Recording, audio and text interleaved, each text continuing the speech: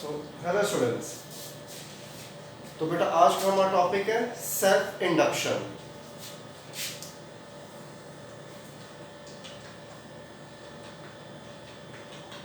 Self induction, अब induction मतलब तो आपको पता है किसी की प्रॉपर्टी को अपने अंदर इंड्यूस करना। सेल्फ मतलब खुद की प्रॉपर्टी को अपने अंदर इंड्यूस करना। अब कोई भी बॉडी खुद की प्रॉपर्टी को कैसे इंड्यूस कर सकता है? तो मान लीजिए कि आप बहुत अच्छा क्रिकेट खेलते हो, आपको किसी और अगले बंदे ने बोला कि बहुत अच्छे से तुम शॉट खेलते हो, तो दैट मीन्स आप अब क्या करोगे? अगली बार आप जब भी करोगे आप वही जिस शॉट के बारे में उन्होंने बात की थी आप उसी शॉट पे आप वर्कआउट करोगे। दैट मीन्स आप खुद की प्रॉपर्टी को अपने अंदर और अच्छे से आप उसको इंड्यूस कर रहे हो। सो सेल्फ इंडक्शन बेसिकली हम लोग का होता क्या है फिजिक्स के टर्म में? सो it is the property by virtue of which it opposes the strength of current। ठीक है, सेल्फ इंडक्शन को हम लोग डिनोट कैसे करते हैं? तो it is denoted by capital L. तो ये हमारा था सेल्फ इंडक्शन का डिनोशन। ठीक है, अब हम सेल्फ इंडक्शन को फिर कैसे डिफाइन करेंगे? तो फ्लक्स चेंज मतलब magnetic flux change directly proportional किसके होता है? करंट I के इक्वल होता है। तो flux change is equal to L I, और यहां पे आपका L क्या है? तो सेल्फ इंडक्शन। तो फ्लक्स चेंज निकालने का फॉर्मूला हमारे पास क्या हो गया? L I. अब अगर हमें ईएमएफ कैलकुलेट करना होगा तो EMF is equal to minus of d phi b by dt, that is equal to minus of d by dt of Li। अब L आपका क्या है? कांस्टेंट है। आपका चेंज टाइम के साथ क्या कर रहा है? हमारा करंट चेंज कर रहा है। तो हम इसे कैसे लिखेंगे? that EMF is equal to minus of L di by dt, और ये हमारा फॉर्मूला होता है सेल्फ इंडक्शन कैलकुलेट करने का ईएमएफ। तो ईएमएफ हम कैसे कैलकुलेट कर सकते हैं? तो EMF is equal to minus of L D I by D T. तो ये था हमारा सेल्फ इंडक्शन। अब हम बात करते हैं सेल्फ इंडक्शन या self inductance of a solenoid. ठीक है,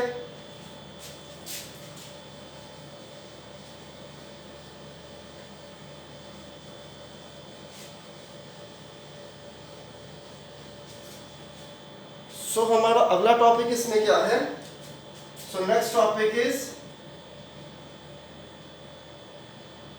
सेल्फ इंडक्टेंस ऑफ अ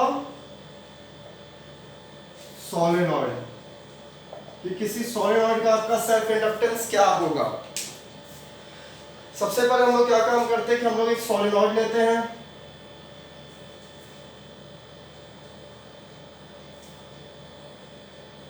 ठीक है, इस सोलेनॉइड का हमारा लेंथ कितना है? सो लेंथ हमने ले लिया L। इस सोलेनॉइड के ऊपर हमारे n number of turns of wire है। ठीक है, तो ये हमने बस लिया एक नॉर्मल सा सोलेनॉइड। अब अगर मैं किसी भी एक पॉइंट पे, मतलब मान लीजिए मैं सिर्फ किसी भी एक इस पॉइंट पे अगर मैं देखूंगा कि उसका मैग्नेटिक फील्ड कितना है, सो हमारा मैग्नेटिक फील्ड उस केस में कितना आएगा? Mu naught mu are capital N upon L into current I। इस सर्किट के अंदर इस मतलब इस सोलेनॉइड में हमारा करंट कितना जा रहा है? तो करंट I हमारा फ्लो कर रहा है। अब यहाँ पे मैंने जो कैपिटल N लिया है, तो कैपिटल N बेसिकली हमारा क्या है? तो कैपिटल N हमारा क्या है? One turn off a solenoid, मतलब एक टर्न ऑफ सोलेनॉइड। तो यहाँ पे 1 2 3 4 टर्न्स है। तो अगर एक टर्न ऑफ अ सोलेनॉइड पे अगर हमें मैग्नेटिक फील्ड कैलकुलेट करना होगा तो उसका हमारा फॉर्मूला क्या होगा, mu naught mu R N upon L I. अब हम बात करते हैं कि ये म्यू नॉट और म्यू आर क्या है। So mu naught is permeability of free space और ये ऑफ मीडियम, मतलब परमिटिविटी ऑफ मीडियम। ये आपको क्वेश्चन जब आप सॉल्व करोगे तो आपको म्यू नॉट और म्यू आर की आपको वैल्यू दी हुई रहेगी पहले से ही। इवन जो आपका क्लास 12 का बोर्ड का पेपर होगा तो उसका जो आपका क्वेश्चन पेपर में जो आपका फर्स्ट पेज होगा, मतलब इंस्ट्रक्शंस के बाद, वहां आपको इन सब की वैल्यू दी हुई रहेगी। तो आपको ऐसा म्यू नॉट और म्यू आर की वैल्यू आपको याद रखने की जरूरत नहीं है। तो मैग्नेटिक फील्ड का हमें फॉर्मूला क्या मिला, तो mu naught mu R N upon L I. तो अब हम क्या कैलकुलेट करते हैं, मैग्नेटिक फ्लक्स। तो मैग्नेटिक फ्लक्स कैलकुलेट करने का हमारा फॉर्मूला क्या है, बी डॉट ए। हमारा मैग्नेटिक फील्ड कितना है, तो mu naught mu R N upon L I into A, क्योंकि एरिया ऑफ क्रॉस सेक्शन भी तो आपका कुछ ना कुछ होगा। तो एरिया हमने क्या ले लिया, हमने एरिया ले लिया ए। अब हमें जब फ्लक्स मिल गया यहाँ पे तो अब हम क्या कैलकुलेट कर सकते हैं, हम ईएमएफ कैलकुलेट कर सकते हैं। तो हमारे पास ईएमएफ का क्या फॉर्मूला है, that E is equal to minus of D phi B by D T. तो इसको मैंने कैसे लिख लिया, minus of D by D T of mu naught mu R N upon L I A. अब mu naught mu R N L और A हमारा क्या है, कांस्टेंट है। हमारा टाइम के साथ क्या चेंज कर रहा है इसमें, तो हमारा टाइम के साथ सिर्फ करंट चेंज कर रहा है।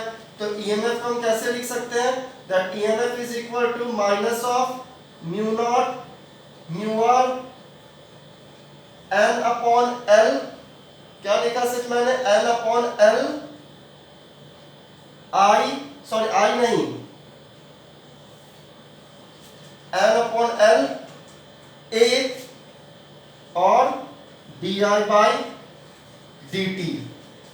ठीक है, तो ये तो हमारा एक सिंगल वायर की वजह से था। अगर सपोज करो आपके पास अगर n नंबर ऑफ टर्न्स है यहां पे सोलेनॉइड पे, तो for n number of turns आप इसको क्या लिख सकते हो, E is equal to minus of mu naught mu R N square upon L into A D I by D T. बहुत सिंपल तरीके से हर एक टर्म को लिख रहा हूं। यहां एन अपॉन एल था, एन इंटू एन मतलब एन स्क्वायर हो गया। इसको हमने मान लिया इक्वेशन नंबर 1। ठीक है,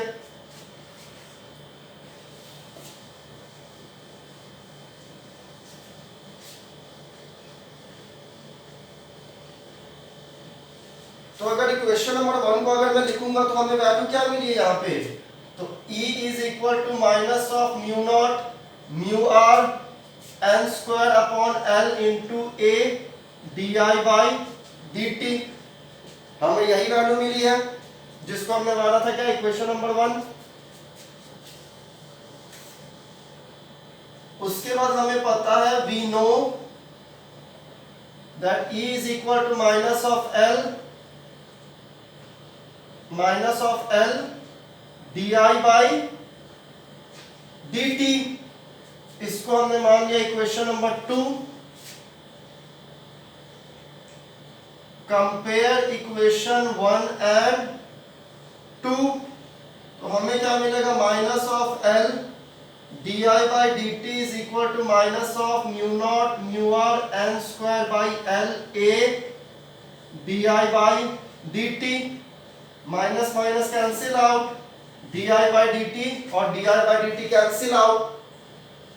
तो हमारा L मतलब सेल्फ इंडक्शन की वैल्यू हमें कितनी मिलेगी in case of a solenoid? तो L is equal to mu naught mu R N square upon L into A. ठीक है, अब हम सपोज कर लेते हैं, suppose small n is equal to number of turns per unit length. तो that means small n की value किसके इक्वल हो जाएगी? तो it will be equal to n by l। तो फिर इस इक्वेशन को हम कैसे लिख सकते हैं? That l is equal to mu naught mu R small n capital N into A. और ये फॉर्मूला हमारा किसका होता है? तो ये फॉर्मूला होता है हमारा कैलकुलेट करने का self inductance of a solenoid. कि सोलेनॉइड में आपको सेल्फ इंडक्टेंस कैलकुलेट करना होगा तो आप कौन से फॉर्मूला को अप्लाई करोगे? या तो आप इस फॉर्मूले को अप्लाई करो या तो आप इस फॉर्मूले को अप्लाई करो। दोनों फॉर्मूले आपके क्या है सेल्फ इंडक्टेंस के? करेक्ट है। ठीक है, तो ये था हमारा self inductance of a solenoid. अब हम बात करते हैं energy stored in an inductor. ठीक है, कि अगर हमारा कोई इंडक्टर है तो उसमें आखिरकार हमारा एनर्जी स्टोर कितना होगा? क्योंकि हम सेल्फ इंडक्टेंस की बात कर रहे हैं, तो सेल्फ इंडक्टेंस मतलब आपका एक इंडक्टर टाइप का आपका सोलेनॉइड हो गया, तो कितना वो अपने अंदर एनर्जी को स्टोर करेगा, हम अब ये देखते हैं। तो आप ये पढ़ते होगे, आप आगे ये पढ़ोगे एसी में कैपेसिटर, इंडक्टर, रेजिस्टर। तो कैपेसिटर को कैपिटल C से, इंडक्टर को कैपिटल L से और रेजिस्टर को कैपिटल R से हम क्या करते हैं? डिनोट करते हैं। ठीक है, तो हम लोग का अगला टॉपिक क्या है? अगला टॉपिक है हम लोग का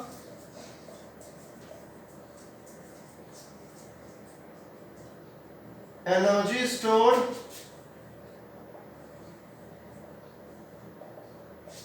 इन एन इंडक्टर। कि हमारे इंडक्टर में कितना एनर्जी स्टोर होगा, हम लोग को ये कैलकुलेट करना है। ठीक है, तो एनर्जी स्टोर के लिए हम लोग को एक फॉर्मूला पता है that EMF E is equal to minus of L D I by D T. ये तो फॉर्मूला आपको पता है ईएमएफ का in case of self induction. Suppose a voltage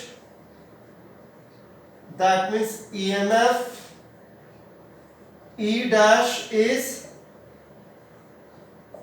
supplied। मतलब कि जो आपका सर्किट था उसमें हमने क्या किया कि हमने उसमें एक एक्सटर्नल EMF जो कि E dash हमने दिया। तो अब अगर मैं देखूंगा तो external EMF is equal to minus of EMF produced by magnetism में लिख रहा हूं जो कि हमारा लेंस लॉ था।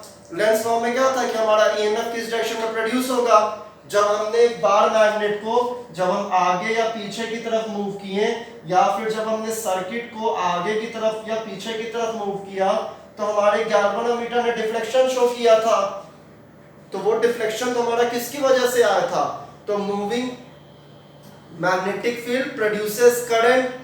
अब जब मूविंग मैग्नेटिक फील्ड अगर करंट को प्रोड्यूस कर रहा है और आप उसके अलावा एक काम आप और क्या कर रहे हो कि आप एक एक्सटर्नल वोल्टेज भी सप्लाई कर रहे हो, तो उस केस में आपका क्या हो जाएगा कि जो भी आप एक्सटर्नल वोल्टेज सप्लाई करोगे वो हमेशा ऑपोजिट होगा किसके? तो ईएमएफ प्रोड्यूस्ड बाय मैग्नेटिज्म के। तो दैट मींस यहां पे मैं क्या लिख सकता हूं that E dash is equal to minus of E। तो E dash की हमारी वैल्यू कितनी हो जाएगी?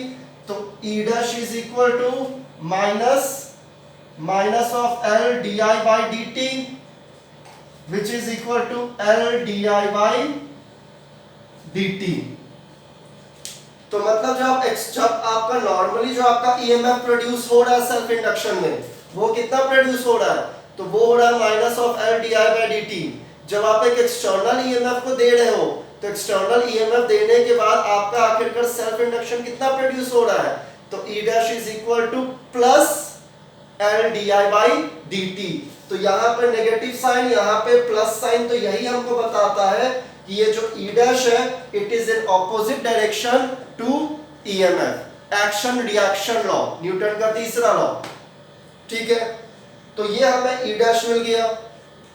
अब अगर हमें पार कैलकुलेट करना होगा, तो पार हमारा क्या होता है, ईएमएफ इनटू करंट आई। इसको मैं कैसे लिख सकता हूं, that power is equal to E dash into I. अब मैंने कैसे लिखा, मैंने ई डैश की वैल्यू हमें कितनी मिली है, तो L I D I by D T.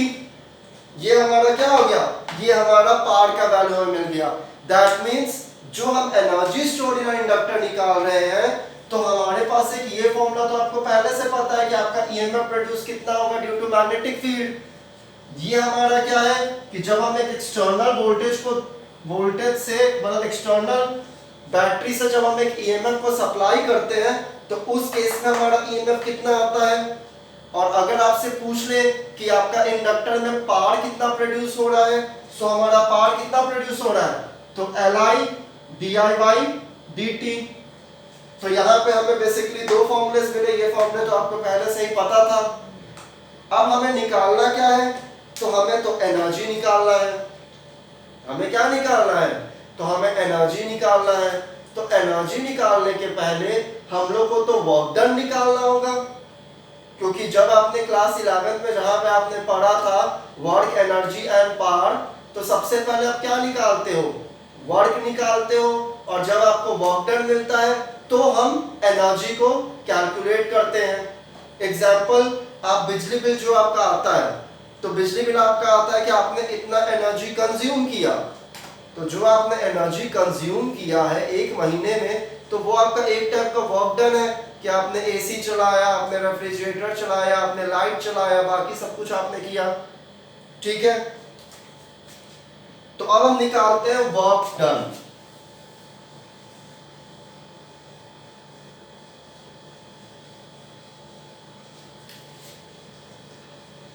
सो हमें यहां पे पावर की वैल्यू कितनी मिली थी, तो power is equal to L I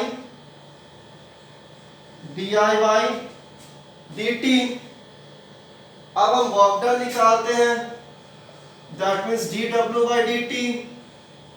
तो D W by D T हमारा किसके इक्वल होगा, L I D I by D T, क्योंकि वर्क डन से ही तो हमें पावर मिलता है। तो दैट मीन्स अगर अब हमें टोटल वर्क डन कैलकुलेट करना होगा, सो टोटल वर्क डन हमारा क्या हो जाएगा, integration of D W by D T. ठीक है, that means integration of L I D I by D T. जब हम इसमें हमारा क्या है कि इसमें हमारा यहाँ पे एल कांस्टेंट है, तो दैट मीन्स हमें वर्क डन क्या मिलेगा, L integration of I D I by D T. ये हमारा क्या हो गया, ये हमारा 0 से W हो गया, और ये हमारा 0 से I हो गया। मतलब करंट पहले 0 था, बाद में करंट हमारा कितना है, I है। तो यहाँ भी हमारा करंट 0 से लेकर के I तक होगा। अब integration of I D by D T हमारा क्या हो जाएगा, यहाँ पे आप क्या काम करो कि आप dt dt को आप उड़ा दो, तो आपको क्या मिलेगा, इंटीग्रेशन ऑफ I डी मिलेगा। तो वर्क डन, क्योंकि ये देखो ना आप खुद से dw by dt is equal to li di by dt, तो dt से dt को मैंने यहाँ पे कैंसिल आउट कर दिया, तो dw कितना बचा, li di बचा। मैथ्स का रूल, तो वर्क डन हमारा कितना आएगा, l integration sign i di। अब i di का इंटीग्रेशन हमारा क्या होगा, तो w is equal to l i square by 2 from 0 to i, यही होगा ना। अब एक बार हम अपर लिमिट को सब्स्टिट्यूट करेंगे, एक बार लोअर लिमिट को सब्स्टिट्यूट करेंगे, तो फिर हमें बेसिकली जो हमारा वर्क डन मिलेगा, तो वो हमारा वर्क डन कितना आएगा इस केस में, हाफ ऑफ Li स्क्वायर। और इसी से हमको इसका क्या मिलेगा, एनर्जी मिल जाएगा कि वर्क डन हमें मिल गया तो एनर्जी कितना कंज्यूम करेगा। ठीक है, एनर्जी का आपका एक और फॉर्मूला होता है, energy is equal to power into time. तो अगर आपको पावर कैलकुलेट आपने कर लिया, अगर आपको टाइम दिया तो आप एनर्जी भी कैलकुलेट कर सकते हो। तो basically work done by an inductor हमारा कितना आया, तो half of Li square. Inductance की वैल्यू हमारी L की अगर मैं देखूं तो इंडक्टेंस की वैल्यू हमारी कितनी आई थी, तो mu naught mu R N A, या फिर L is equal to mu naught mu R N square upon L into A, यही आई थी ना। ठीक है, तो ये था हमारा सेल्फ इंडक्शन और work done during self induction. ठीक है, थैंक यू क्लास।